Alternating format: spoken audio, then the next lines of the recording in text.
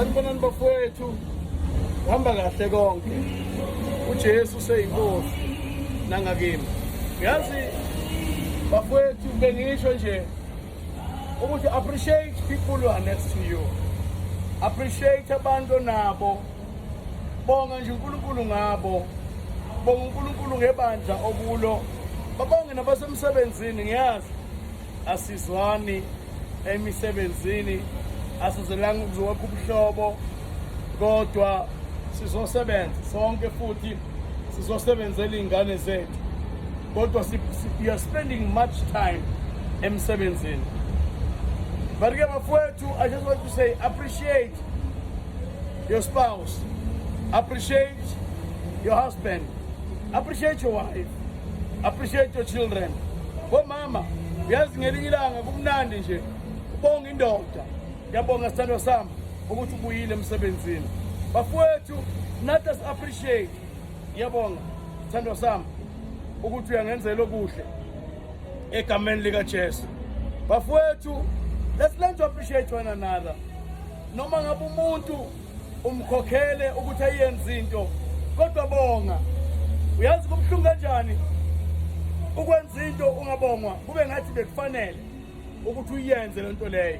Kubhlungu wenzela umuntu into angabongi. Uyazi there are signs that you do to appreciate a person. Sometimes if a brother has done something for me, hey, shake his hand, ngiyabonga mfowethu, you have done it. Or show a smile. Or umthinte emahlombe.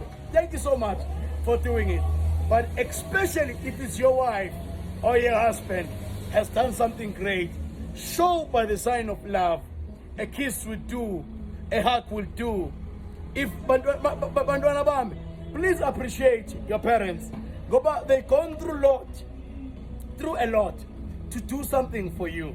You know how long does it take them to make sure that you are okay? You know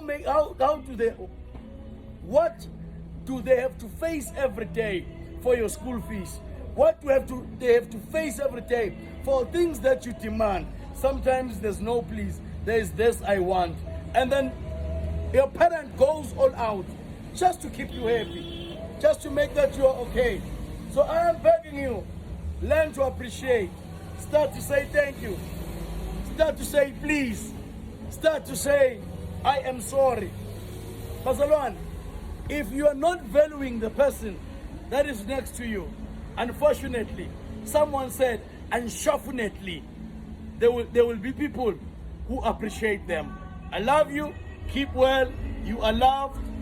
In the name of Jesus, have a great day. I will come back. Cheers.